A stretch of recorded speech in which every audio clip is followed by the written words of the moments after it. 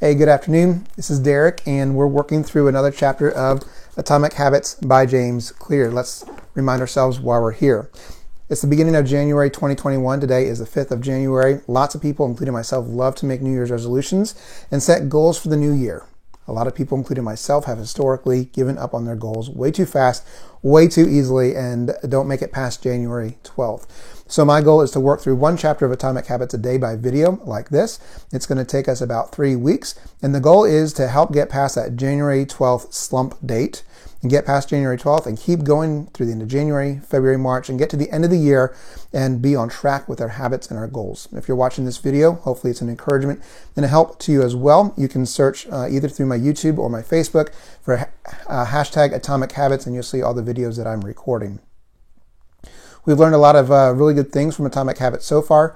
One of the most important ones is that goals are not as important as the systems. Successful people and unsuccessful people have the same goals. It all depends on the habits, on the systems that they create to get there. How do you create a habit? Well, it all depends on what your identity is and who you believe that you are, because your habits and your actions are a result of your identity. So how do you create a new identity? You choose to be the type of person who you want to be. You decide who you want to be, and then you work backwards and you take small steps towards being that type of person. And then we talked about habits. Habits have 4 steps. There's the cue, there's the craving, the response, and the reward. So today we're going to talk about the cue. The next several chapters will be about the cue. What triggers us to start taking action into a habit? What triggers a craving? And the first law of having a good cue is to make it obvious. Why is it so important to make it obvious? Because our brains are all the time scanning the world around us, looking for patterns, looking for automatic patterns they can follow that it's followed before. I think of my phone.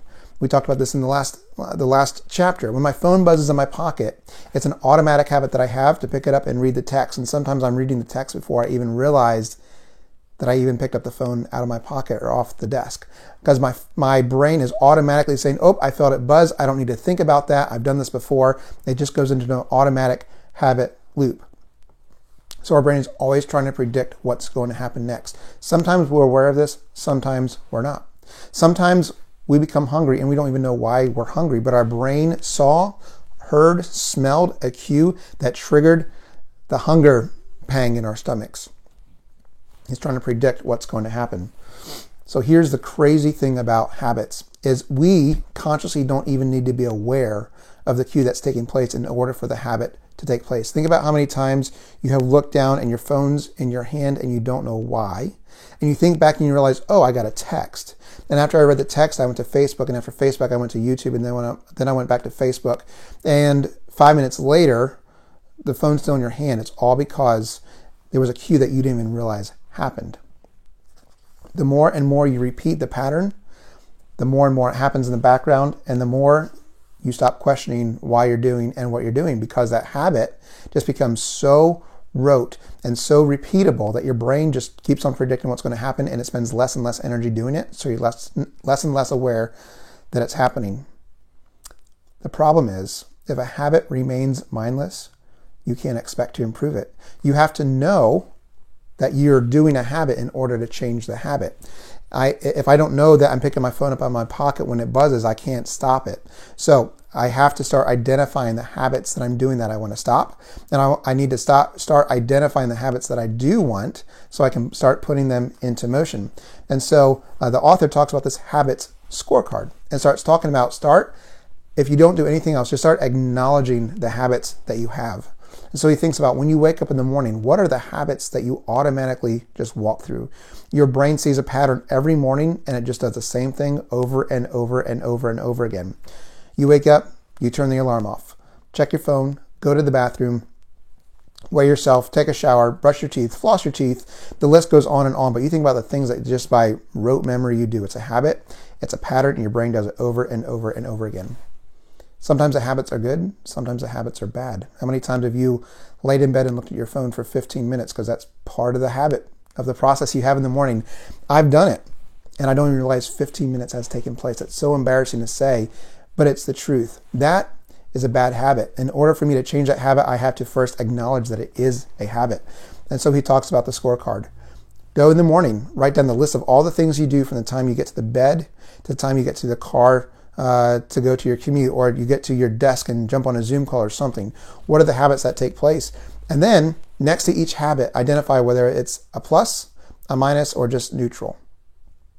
You're acknowledging which habits you have, because if you don't acknowledge the habits you have, there's no hope for changing them.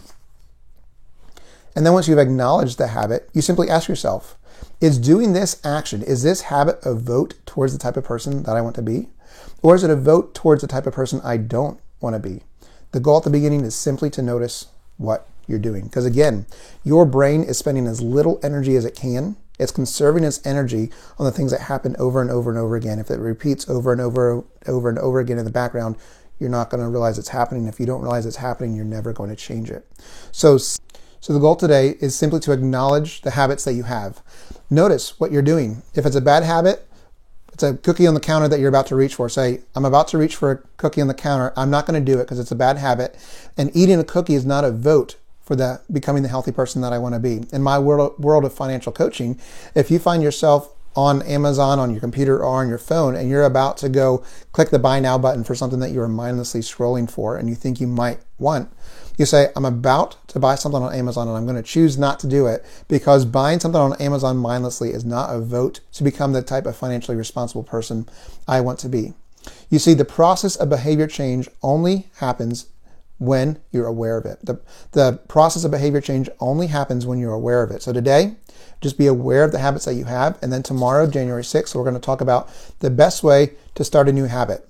So keep checking your habits. Are they good, bad, neutral? Talk about them, become aware of them.